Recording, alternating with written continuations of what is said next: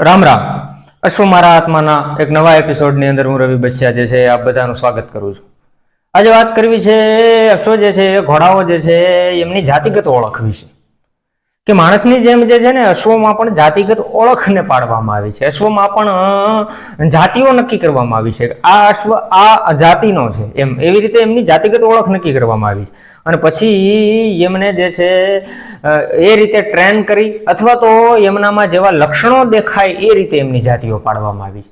જે ઘોડાની અંદર જેવા લક્ષણો મનુષ્યને દેખાય એ રીતે એમની જાતિઓને આપણા વડીલો, આપણા અશ્વ સમજ ધરાવતા લોકો, અશ્વ નિષ્ણાંતો નક્કી કરતા હતા.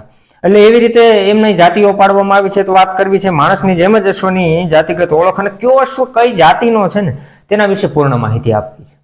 કયો અશ્વ કઈ જાતિનો છે અને પાછો કઈ જાતિનો અશ્વ છે એમાં કેવા લક્ષણો હોય એની વિશે પણ આજના વિડીયોમાં જે છે આપણે વાતોને કરવી છે. આપણા વડીલોએ જેવી રીતે મનુષ્યમાં જ્ઞાતિ જાતિ હોય છે, ત્યાર પછી એ જ્ઞાતિ જાતિ પૂર્ણ થાય એટલે મનુષ્યની અંદર સરનેમ, અટક જેને કહીએ આપણે, ત્યાર પછી એ સરનેમ આવે, ત્યાર પછી એમાં પેટા જ્ઞાતિઓ આવે, પેટા શાખાઓ આવે. એવી જ રીતે ઘોડાઓમાં હતું. ઘોડાઓમાં જે છે આપણે જોવા જઈએ તો એમની મુખ્ય જ્ઞાતિ પાડવામાં આવતી. મુખ્ય જ્ઞાતિમાંથી જે છે એમની ઉત્પત્તિ પ્રમાણે એમની જાતિઓ પાડવામાં આવતી. વિસ્તાર વાઇઝ, જમીન વાઇઝ એમની જાતિઓ, જેમ કે મારવાડની ધરતીના મૃધરાના જે અશ્વો છે પાણીયાળા, એમની મારવાડી ઘોડા તરીકેની છાપ.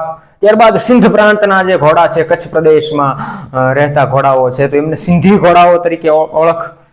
અરબ ઘોડાઓને અરબસ્તાની. પછી સૌરાષ્ટ્રની ધરતીના જે ઘોડા છે, કાઠી કોમ્યુનિટીએ જેમને ટ્રેન કર્યા છે, અને કાઠિયાવાડ પ્રદેશના જે ઘોડાઓ છે એમને કાઠિયાવાડી અશ્વ અથવા તો કાઠી ઘોડા તરીકેની એમની નામના પાડવામાં આવી હતી. એટલે એવી રીતે વિસ્તાર વાઇઝ પણ જે છે આ ઘોડાઓના નામ પાડવામાં આવતા હતા. એમની જ્ઞાતિઓ પાડવામાં, જાતિઓ પાડવામાં આવતી હતી. પણ મુખ્ય જાતિઓ પણ પાછી પાડવામાં આવેલી છે. આની પહેલા જેવી રીતે કાઠિયાવાડી ઘોડા છે તો એથી વિશેષ એની મુખ્ય જાતિ કઈ એમ પછી કાઠિયાવાડી. તો કાઠિયાવાડી પછી એની અંદર પાછી 36 પ્રકારની એમની જે છે પેટા શાખાઓ: પીરાણી, તાજણ, ઢેલ, હેમણ, માણેક, પટ્ટી, નોરાળી, હિરાળી, વળી, મૂગી, ફૂલમાલ, દાવડી, ભૂતડી, રેશમ, કેસર, મુગટ, મૂલ, લખી, વાંદરીને લાલ, અટારી, જબાટ, મની, રમી, હરણી, લાસ, મોંઘા, મૂલવાળી. આવી રીતે 36 પાછી એમની જે છે એ અલગ અલગ પેટા શાખાઓ પાડવામાં આવી. એમાં પછી એની વિશેષતાઓ. એટલે આ કેવડું બધું અશ્વ વિજ્ઞાન, આ ન સમજી શકાય એવી વાતો.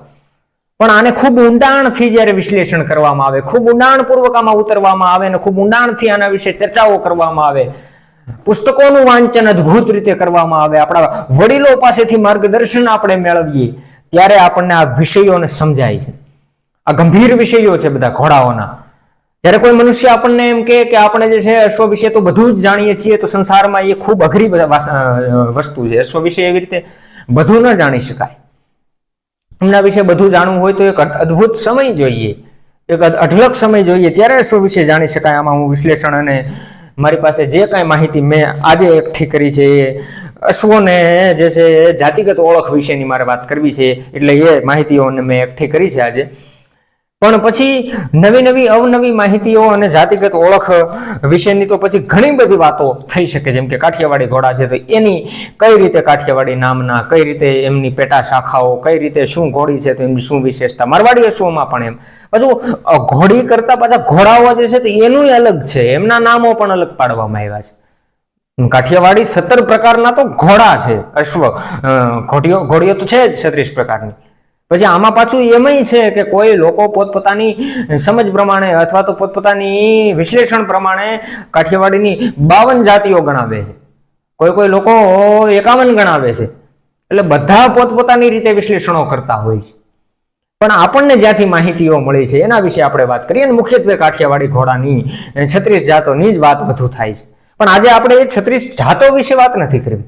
આજે તો આપણે મુખ્ય 4 જ્ઞાતિઓ ઘોડાની જે પાડવામાં આવી છે, જાતિઓ જે ઘોડાની પાડવામાં આવી છે એના વિશે વાત કરવી છે. અને એ ઘોડામાં શું લક્ષણો હોય એના વિશે વાત કરવી છે.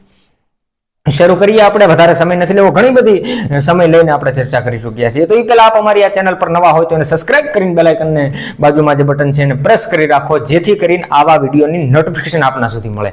અને આ વિડીયો જે છે એ એવા વિડીયો છે, અમારી આ ચેનલ પર એવા વિડીયો આવે છે કે જે વિડીયો લગભગ આપ YouTube આખી તપાસીને જોઈ લેશો છતાં પણ આવી માહિતીઓ તો તમને નહીં મળે. જે માહિતીઓ અમે પ્રતિદિન પુસ્તકોના ટટોળીને બહાર કાઢી અને જે છે એ આવી રીતે વિડીયો બનાવી વિડીયોમાં કન્વર્ટ કરીને આપના સુધી આજના ડિજિટલ જમાનામાં પહોંચાડી રહ્યા છીએ. તો એ છે, આવો ચર્ચા કરીએ. માણસોની જેમ જેમ જ્ઞાતિઓ છે, જેમ જેમ સરનેમો છે, જેમ જેમ અટકો છે, જેમ જેમ એમની પેટા જ્ઞાતિઓ છે, એવી રીતે શોમાં છે. પણ મુખ્ય જાતિઓની વાત કરીએ તો એમાં પ્રથમ ક્રમે બ્રાહ્મણ જાતિ એ ઘોડાની એક જાતિ પાડવામાં આવી હતી એ વખતે. હવે પાછું આમાં કોઈ સરખામણી કરી અને પાછું જે છે આ વિષયનો વિરોધ કરવાની જરૂર નથી. આમાં જે બ્રાહ્મણ જાતિના અશ્વની હું વાત કરું છું એટલે એ સંદર્ભ આજની જે મનુષ્યમાં બ્રાહ્મણ જ્ઞાતિ આવે છે એના મુદ્દે નથી. અશ્વની અંદર આવતી બ્રાહ્મણ જાતિની વાત કરી રહ્યો છું. એટલે આમાં ઘણા લોકો જે છે એ આ વાતને જે છે અધરો અધર પોતે માથે લઈ અને આની અંદર જે છે એ કાંઈ પણ ચર્ચા અને ટીકા કરવાની જરૂર નથી. અશ્વમાં જેવી રીતે મનુષ્યમાં બ્રાહ્મણ જ્ઞાતિ આવે છે એ આખી વસ્તુ જુદી છે, પણ એવી જ રીતે પાછી અશ્વમાં પણ એક બ્રાહ્મણ જાતિ આવે છે એ વાત છે. એટલે એ રીતે હું એની સ્પષ્ટતા આપને પહેલા કરી દઉં. તો એક બ્રાહ્મણ જાતિ, બીજું ક્ષત્રિય જાતિનો અશ્વ, બીજું ક્ષત્રિય જાતિનો અશ્વ, અને ત્રીજું છે વૈશ્ય જાતિનો અશ્વ, ચોથું શુદ્ર જાતિનો અશ્વ. આ 4 પ્રકારે ઘોડાની મુખ્ય જાતિઓ.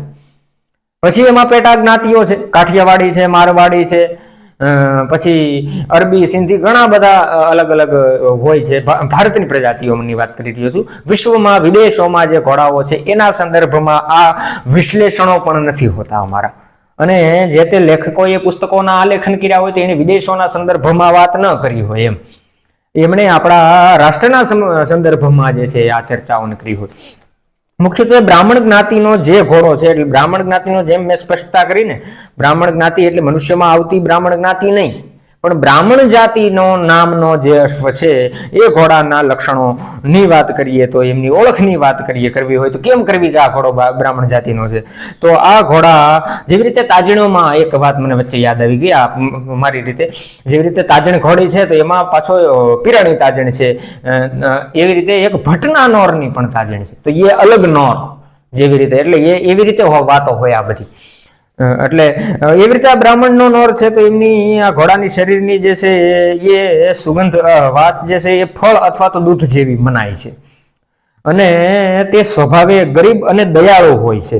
પાણીમાં મોઢું ડુબાડીને પાણી પીવે છે અને એને ઘરે રાખવાથી, આ બ્રાહ્મણ જાતિના અશ્વને ઘરે રાખવાથી ધનમાં વૃદ્ધિ થાય છે એવી માન્યતાઓ જે છે એ છે. આગળ વાત કરીએ ક્ષત્રિય ઘોડો જે છે એમની પરખ કરવી હોય તો કઈ રીતે કરી શકાય. તેના શરીરની વાસ જે છે એ અગરૂ જેવી હોય છે. તે ચંચળ અને બળવાન હોય છે. પાણી પીતા વખતે હોઠ, બીડી અને ડાબલો જે છે એ જમીન પર પછાડે છે અને લડાઈ માટે પસંદગી પામે છે. આ માન્યતા ક્ષત્રિય જાતિના ઘોડાની હોય છે. ત્યારબાદ વૈશ્ય જાતિનો ઘોડો છે, અશ્વ છે, તો તેના શરીરની વાસ જે છે ઘી જેવી હોય છે અને પાણી પીતા પીતા નાકને પાણીમાં ડૂબાડે છે. ચોથી અને અંતિમ વાત, શુદ્ર જાતિનો જે ઘોડો છે એ પાણી પીતા પીતા નાકને પાણીમાં અડાડતો નથી. સ્વભાવે ગુસ્સાબાજ હોય છે અને વજન ઉપાડવામાં એ ઉપયોગી અશ્વ છે.